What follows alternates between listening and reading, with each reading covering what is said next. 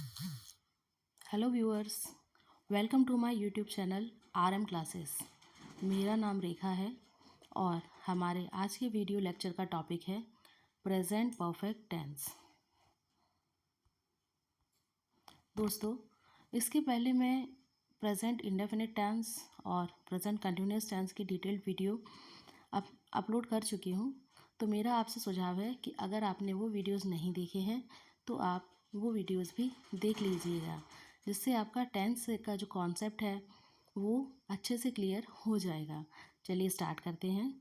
Definition: it is use to express an action which has just happened और completed at the moment of speaking. It has its impact on present.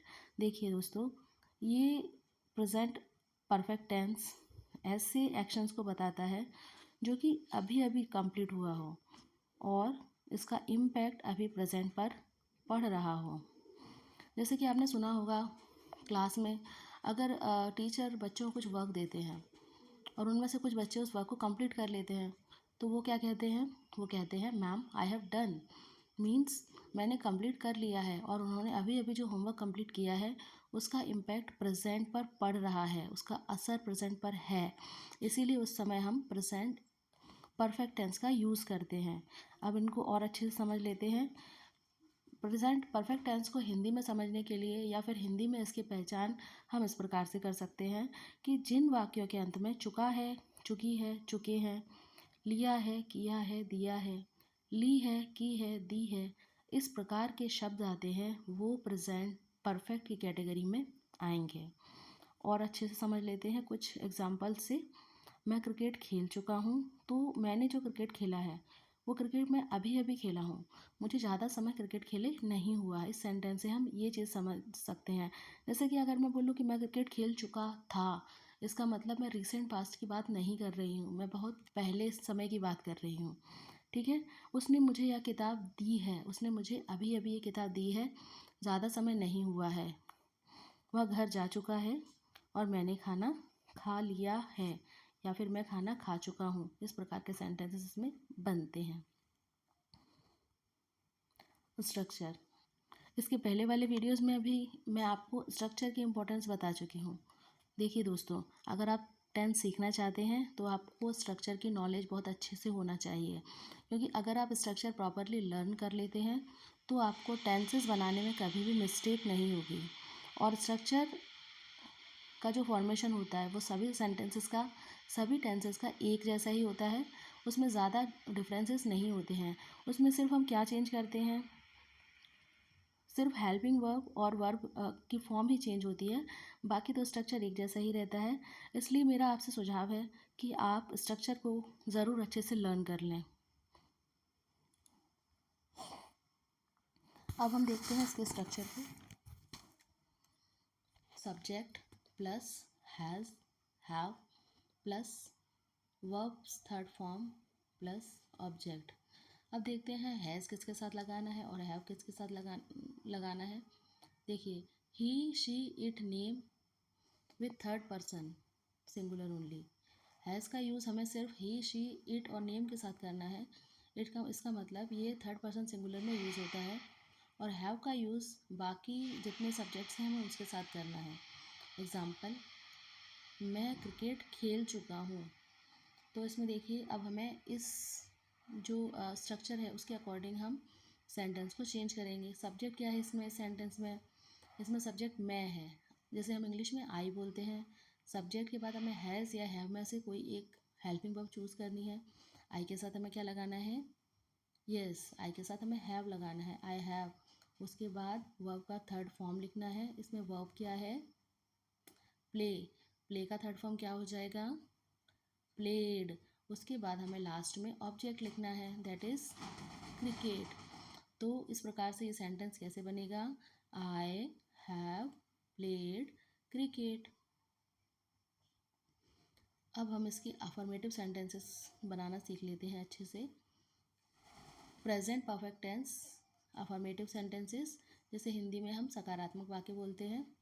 सकारात्मक वाक्य का मतलब ऐसे वाक्य होते हैं जिसमें नहीं नहीं होता है और जिसमें कोई सवाल भी, कोई क्वेश्चन भी नहीं पूछा जाता है। एग्जाम्पल देखते हैं। उसने मुझे यह किताब दी है। उसने को हम इंग्लिश में ही बोलते हैं या वह बोलते हैं। ही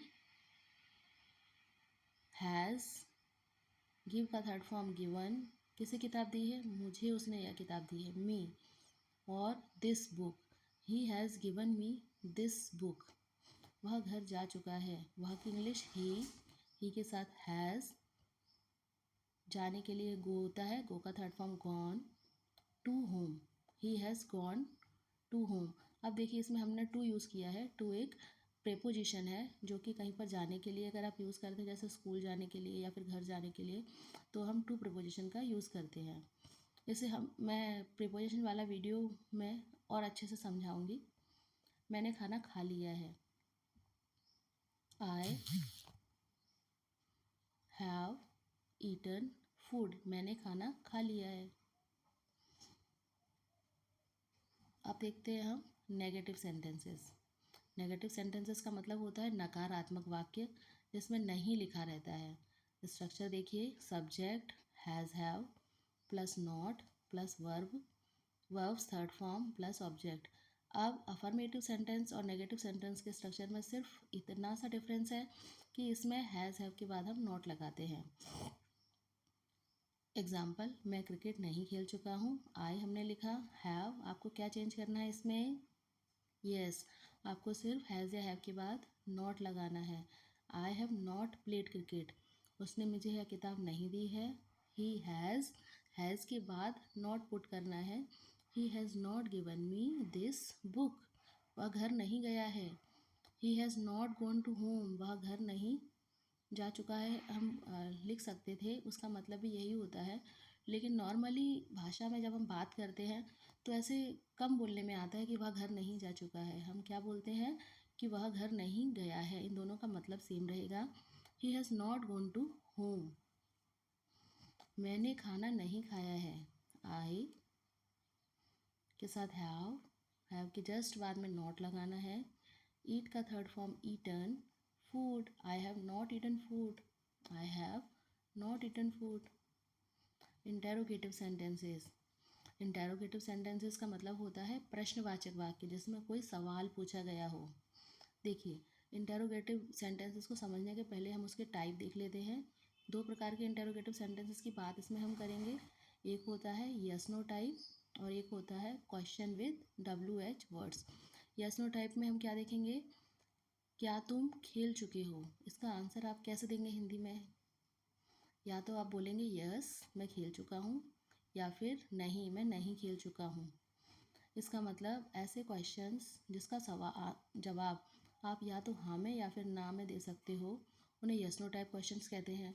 तो ये जो सेंटेंसेस को जब हम इंग्लिश में चेंज करते हैं, इसमें हमें क्या की इंग्लिश नहीं लिखनी होती है।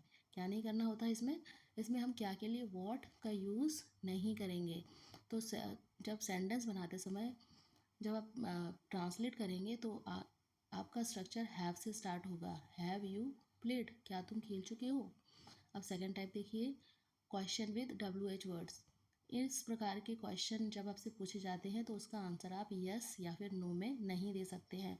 इसमें आपको कुछ एक्स्ट्रा जानकारी एक्स्ट्रा इन्फॉर्मेशन देनी पड़ती है। अब देखिए, तुम क्या खेल चुके हो, क्या यहाँ पर भी लिखा हुआ है, क्या यहाँ पर भी लिखा हुआ है, लेकिन अब आप ये नहीं बोल पाओगे कि तुम क्या खेल चुके हो कि यस या नो का में आंसर नहीं दे पाओगे।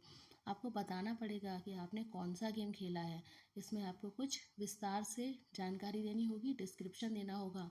इसका मतलब है वो पूछ रहा है कि तुमने क्रिकेट खेला है, तुमने फुटबॉल खेला है या फिर कोई और गेम खेला है, तुम क्या खेल चुके हो, वॉट हैव यू प्लेड। अब देखिए इसमें हमने वॉट का यूज़ किया है और इसमें वॉट का यूज़ नहीं किया है। आप अच्छे से समझ चुके होंगे इन दोनों में डिफरेंस। एक होता है यस नो टाइप जिसका आंसर आप यस या नो में दे सकते हो। इसमें आपको ट्रांसलेट करते समय वर्ड की इंग्लिश नहीं लिखनी होती है। लेकिन सेकंड टाइप का, जब आपसे किसी चीज़ के बारे में जानकारी ली जाए, तुम क्या खेल चुके हो, जिसका आंसर आप यस और नो में नहीं दे पाओ, ऐसी कंडीशन में आपको उसके लिए WH वर्ड्स लिखने पड़ते हैं। जैसे कि क्या की इंग्लिश वॉट होती है, तो हेल्पिंग वर्ब के पहले हमें वॉट लिखना पड़ेगा। इसमें कुछ और WH फैमिली से रिलेटेड क्वेश्चन पूछा जाए तो आपको उस प्रकार के ही WH वर्ड्स लिखने पड़ेंगे। इसके पहले वाले वीडियोस में, प्रेजेंट इंडेफिनिट वाले वीडियोस में WH फैमिली के बारे में हम बात कर चुके हैं। What, when, where, which etcetera, ये जो भी वर्ड्स होते हैं ये क्वेश्चन वर्ड्स कहलाते हैं जो कि WH फैमिली में आते हैं। चलिए स्टार्ट करते हैं एग्जाम्पल के साथ। Structure: question word plus has, have plus subject plus not plus verbs third form plus object. अब देखिए ये नॉट को मैंने ब्रैकेट में लिखा है। इसका रीज़न ये है कि अगर क्वेश्चन में नॉट दिया हो तो आप नॉट लगाइए, अगर क्वेश्चन में नॉट नहीं दिया है तो आप नॉट नहीं लगाइए। अगर क्वेश्चन में नॉट दिया है और क्वेश्चन भी पूछा गया है तो उसे हम इंटेरोगेटिव नेगेटिव सेंटेंस कहेंगे, और अगर सिर्फ सवाल पूछा गया है सेंटेंस में नॉट नहीं लिखा है तो वो इंटेरोगेटिव सेंटेंस कहलाएगा। स्टार्ट करते हैं। क्या मैं क्रिकेट खेल चुका हूँ? स्ट्रक्चर देखिए। क्वेश्चन वर्ड, क्या इसमें क्वेश्चन वर्ड है? नहीं है। यस, क्या मैं क्रिकेट खेल चुका हूँ, ये क्वेश्चन जो पूछा गया है ये यस नो का जो क्वेश्चन टाइप है उसमें से लिया गया है। आप इसमें बताएंगे आंसर में या तो मैं खेल चुका हूँ या फिर नहीं, क्रिकेट नहीं खेल चुका हूँ। तो have I played cricket question word नहीं है, इसलिए हम यहाँ से स्टार्ट करेंगे हैज़ या फिर हैव से। आई के साथ हम हैव लगाते हैं, हैव, उसके बाद सब्जेक्ट हैव आई, नॉट नहीं दिया है इसलिए नॉट नहीं लगाना है। Have I played cricket. क्या उसने मुझे यह किताब दी है? क्या उसने मुझे यह किताब दी है, इसका आंसर कैसे होगा? या तो दी है या फिर नहीं दी है। तो हमें इसमें भी क्या की इंग्लिश नहीं लिखनी है। हम कहाँ से स्टार्ट करेंगे? क्वेश्चन वर्ड नहीं लिखेंगे, we will start from has या फिर हैव। तो उसके साथ हम क्या हेल्पिंग वर्ब लगाते हैं? हैज़ या फिर हैव। Has he. अब सब्जेक्ट के बाद नोट लगाना है, नहीं लगाना है। Verbs third form plus object. Has he given me this book, क्या उसने मुझे यह किताब दी है? क्या वह घर जा चुका है? Has he gone to home, क्या मैंने खाना नहीं खाया है? Have I not eaten food? Few more examples. Ram school जा चुका है, Ram has gone to school. मैंने उसे नहीं बुलाया है, I have not called him. क्या राम घूमने गया है? Has Ram gone for a walk? Rahul ने क्या किया? What has Rahul done? अब इनमें सेंटेंस के टाइप को हम समझ लेते हैं। राम स्कूल जा चुका है, ये अफर्मेटिव है क्योंकि इसमें कोई भी क्वेश्चन नहीं पूछा गया है और नॉट भी नहीं लगा है, नहीं भी नहीं लिखा है, तो ये अफर्मेटिव सेंटेंस है। अफर्मेटिव का स्ट्रक्चर याद होता है subject plus has have plus verbs third form plus object. Second वाला पढ़ते हैं। मैंने उसे नहीं बुलाया है, I have not called him, ये नेगेटिव सेंटेंस है। अब अगर आपको अफर्मेटिव से नेगेटिव में चेंज करने के लिए बोला जाए प्रेजेंट परफेक्ट टेंस में, तो आपको सिर्फ हैज़ या फिर हैव के बाद में नॉट लगाना है। अब थर्ड वाला देखते हैं। क्या राम घूमने गया है? Has Ram gone for a walk? इसमें क्या चेंज करना है आपको? जो हेल्पिंग वर्ब है हैज़ या फिर हैव, उसे सब्जेक्ट के पहले लिख देना है। Has Ram gone for a walk? Rahul ने क्या किया? अब देखिए क्या वर्ड यहाँ पे भी आ रहा है क्या, लेकिन यहाँ पूछा जा रहा है, सवाल पूछा जा रहा है कि राहुल ने क्या किया है, तो आपको क्या की इंग्लिश लिखनी होगी। What has Rahul done? Rahul ने क्या किया। अब नेक्स्ट स्लाइड में मैंने आपके लिए दो क्वेश्चन दिए हैं। राहुल आ चुका है, वह फसल काट चुका है। आपको इसकी आपको ये दोनों सेंटेंसेस ट्रांसलेट करने हैं और इनको ट्रांसलेट करने का तरीका मैं आपको बता देती हूँ। राहुल आ चुका है, ये अफर्मेटिव है, आपको इसका पहले ट्रांसलेशन करना है अफर्मेटिव सेंटेंस में। इसके बाद आपको इसका नेगेटिव सेंटेंस बनाना है। राहुल नहीं आ चुका है या फिर राहुल नहीं आया है। उसके बाद इंटेरोगेटिव बनाना है, क्या राहुल आ चुका है? उसके बाद इंटेरोगेटिव नेगेटिव बनाना है, क्या राहुल नहीं आ चुका है या फिर क्या राहुल नहीं आया है। दोनों प्रकार से हम इसे बोल सकते हैं। वह फसल काट चुका है, अफर्मेटिव। वह फसल नहीं काट चुका है, नेगेटिव।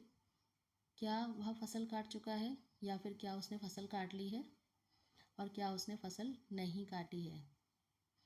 इसके आंसर्स आप बनाइए और कमेंट सेक्शन में लिखिए। आज के लिए सिर्फ इतना ही। मिलते हैं हमारे नेक्स्ट वीडियो लेक्चर में। अगर आपको टेंथ समझने में कोई भी प्रॉब्लम आई हो, अगर आपको कुछ चीज़ समझ में नहीं आई हो, कुछ पूछना चाहते हैं आप, तो आप कमेंट कीजिए, मैं आपका कमेंट में आंसर दूंगी।